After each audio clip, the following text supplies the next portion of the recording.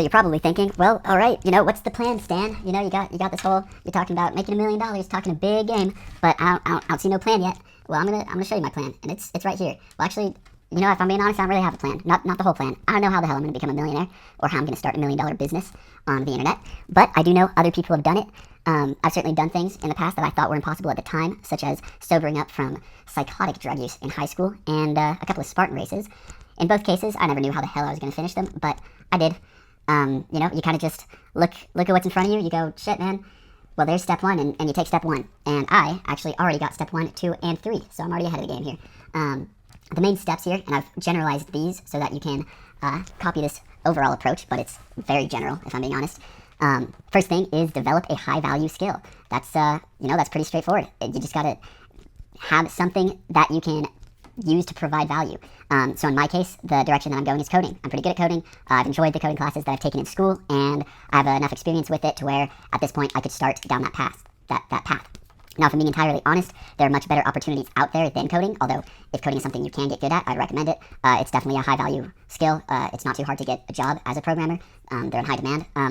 But it's also important to realize, if I sat down, I really went, okay, what business model could I use, or what skill could I develop that might make me more money faster? There are definitely better options, such as social media marketing. You could definitely make more money as a social media marketer. I know drop shipping is huge, but the thing about my situation, and possibly your situation as well, is it's much more important to be able to choose a path and follow that path consistently for a long period of time than to actually be able to figure out what the best opportunity is, because there's always going to be another better opportunity, but you'll never be able to take advantage of any opportunity if you don't have the ability to ignore new possibilities that are always going to pop up and just march forward with the path that you're already on. I have over a year of coding experience, so this is the path that I'm on. This is the path that I'm going to pursue.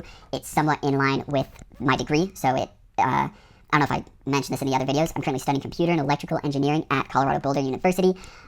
So that's a huge time commitment. I might as well have my online business and what's taking up a huge portion of my time align with each other.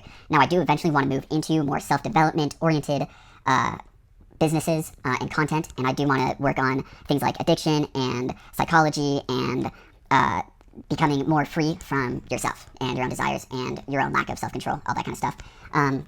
And then also possibly something that could lead me into that is I'm thinking about developing self-development type apps, and I have a few ideas on that. I'll either get into that in a second here, or I'll save that for another video, most likely another video, because this is just supposed to be the introduction. But main steps. So yeah, that's the first thing. Choose a high-value skill to develop.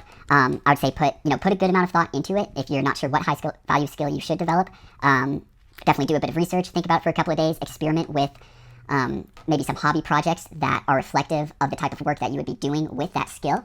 And then once you've done that, you should actually just choose it and commit, right? And I would say don't spend more than maybe a month or 2 months working on that or figuring out what that is. Although, to some degree, it also really depends on what your situation is, what your circumstance is.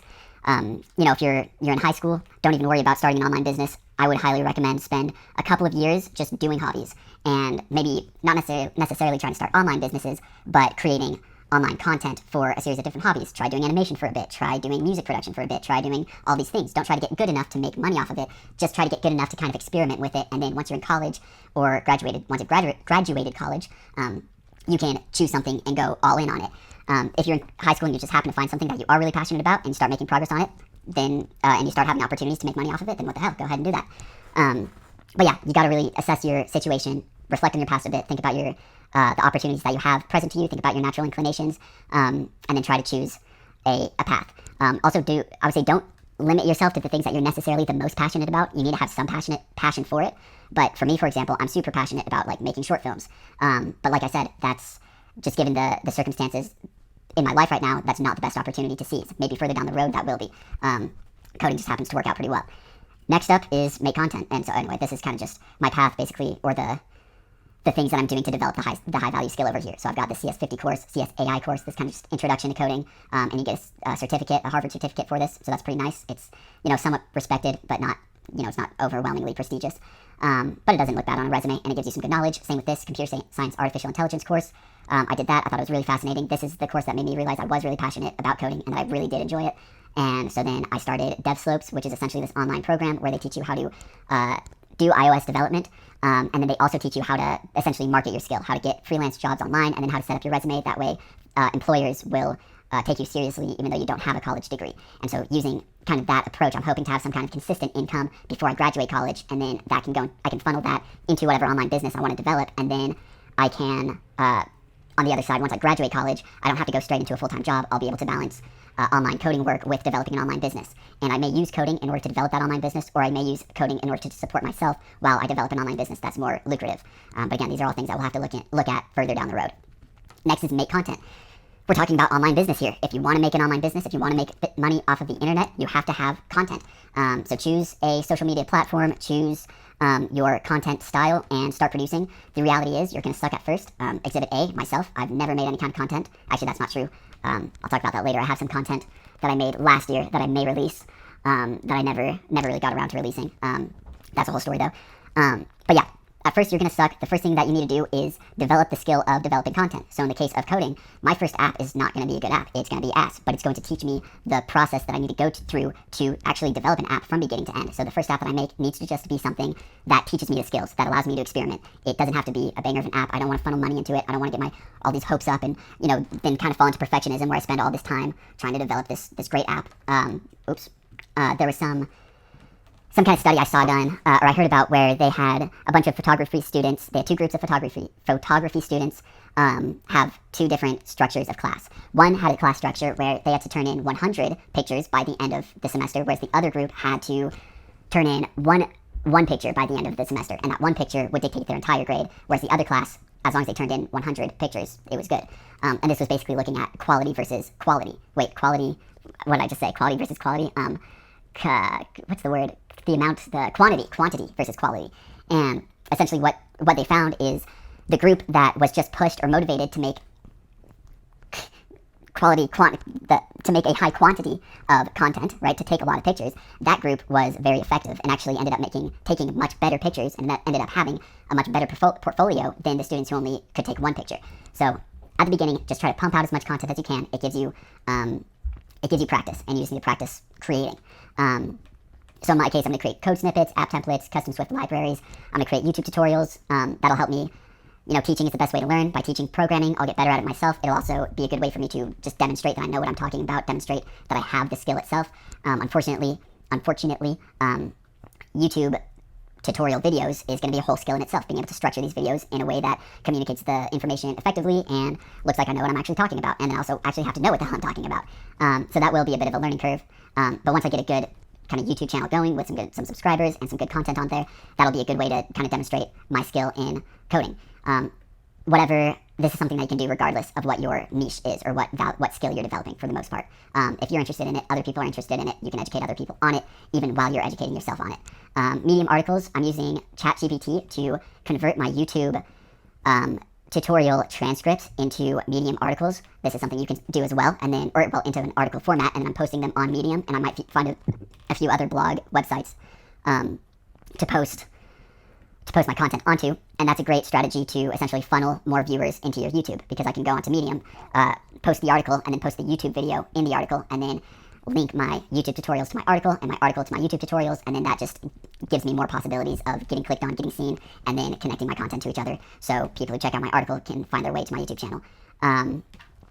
Next up, iOS certificate. That's not really a make content thing, but certifications are a great way to demonstrate your understanding of something, especially if you're not going for something like a college degree that's very expensive, takes a ton of time. Getting a couple of well-regarded certificates under your belt is well worth it. And this iOS certification, if I click on it, I put the link in there. I'm using Lucidchart, by the way, super useful for mind mapping and creating kind of like strategies and all that kind of stuff. So if we go over to this website, this is Certiport. Basically, this is Apple's official Swift certification. If you can pass their exam, they're basically telling employers, hey, as an Apple professional, whoever designed this exam, if you pass this exam, the Apple people think you're worthy of this certificate. So it's not a bad thing to be able to throw on your resume. Regardless of what field you're in, you probably want to look for some kind of certificate, especially if you're doing life coaching. Go for maybe like a dream analysis or like a psychotherapy or cognitive behavioral therapy certification. It just makes you look a little bit more professional and educated. And then finally, it's just going to be make and publish an app. So second step, make content, and then the third step is online presence. YouTube tutorials, in some sense, are online presence. In my case, what I'm going to be generating is I need to make a GitHub resume. I need to put a regular resume together. These are the websites that I'm going to put my code snippets, templates, and libraries on. Upwork and Bark are freelance websites that I can essentially put my resume on and link to my GitHub resume. I also put a lot of these things I'll put on my resume. But yeah, Upwork, Bark, freelance websites. I can put a portfolio on those, put my resume on that portfolio, put a couple of my past projects on there, and that'll possibly give me opportunities to do freelance work, get some income, get some money that I can funnel back into, if I make another app, I could funnel that money into marketing that app, things like that. Network on Twitter, and developing a personal website. Personal website, again, a great way to have put like everything that you have. You can have your website be like the melting pot of everything, where you have your YouTube is linked to on there, you have a web page showing your app. If you have, let's say for my YouTube tutorials, I started doing worksheets that my viewers could do to test their understanding of what I just taught them. Then I could link to my personal website, they could download PDFs of these worksheets. But then I could even have on, if I'm networked on Twitter, I could link to my personal website, and I could say like, hey, people on Twitter, let's say the content that I post on Twitter is all about coding. I could write a little tweet about some topic in coding, and then I can say, test your understanding of this topic, and then put a link to my personal website. They can download the PDF. That way you can get the most bang for your buck for each piece of content that you make. I'll go ahead and show you this. I was thinking about, I might make a more expansive video on this concept because, again, this is supposed to be introduction, just talk about the basics. Those are basically the main steps. Develop a high value skill, make some content, and then build an online presence so that people can find you and they can see your content and make use of your content. YouTube tutorials, again, that's a tricky one. I don't know if it kind of belongs in both of these. I guess making content is making the YouTube videos. Online presence is publishing them. Then you can come over to your so this is my content map. Basically, what you're trying to do is create the most bang for your buck for each piece of content. So as you can see right here, I have my coding tutorials. So first off, I have these two linked together. The blue arrows represent that they're linked to each other. So somebody who finds my coding article on Medium, they will get connected to my code tutorial on YouTube, and somebody, vice versa. I've got the arrow going both ways. Whereas in the case of my website, somebody who watches a code tutorial on my YouTube, say I create some asset during a coding program, I can say, hey, check out the other assets that I've also developed, or go ahead and make it yourself. And then in my description, I can link to the page on my personal website where I published my code assets, or on one of those other two websites that I was talking about. One of these two websites that I was talking about. Right, so that's only got an arrow going down that way.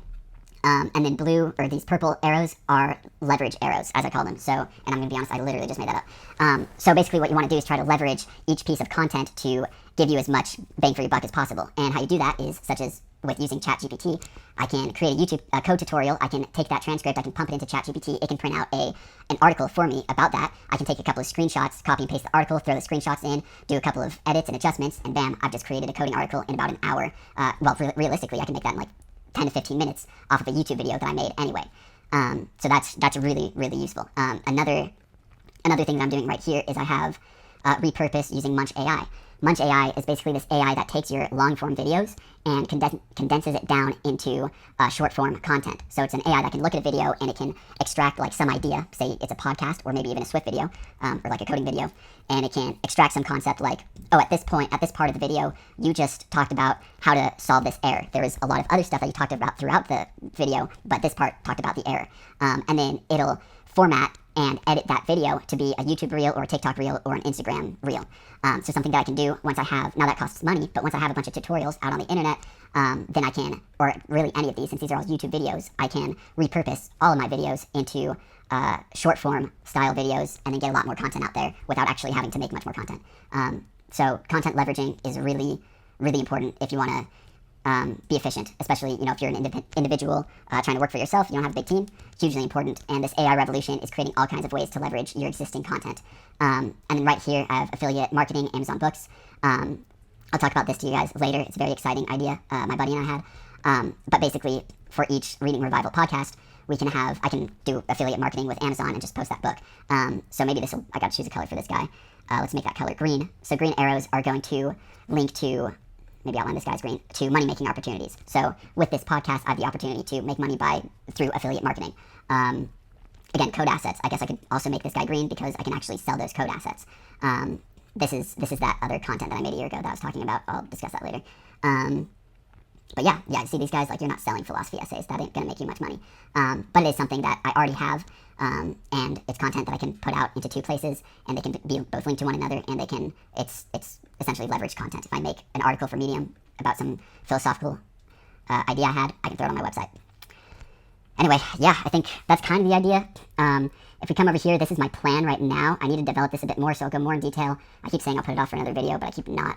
But I will go more in detail on this later. Basically, I've got my months, and I've got things that I want to do within those months.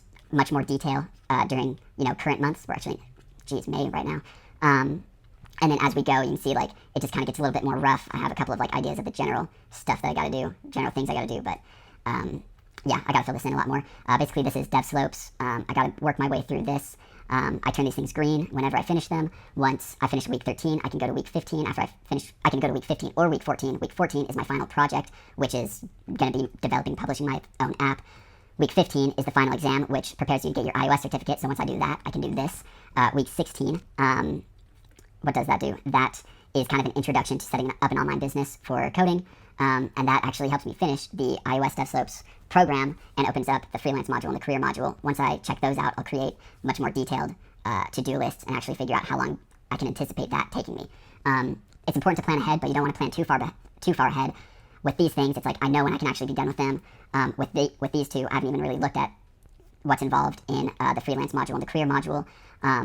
So once I get there, I'll create more maps associated with that. Right down here, we have my coding tutorials and biz vlogs. I'm going to be doing that consistently.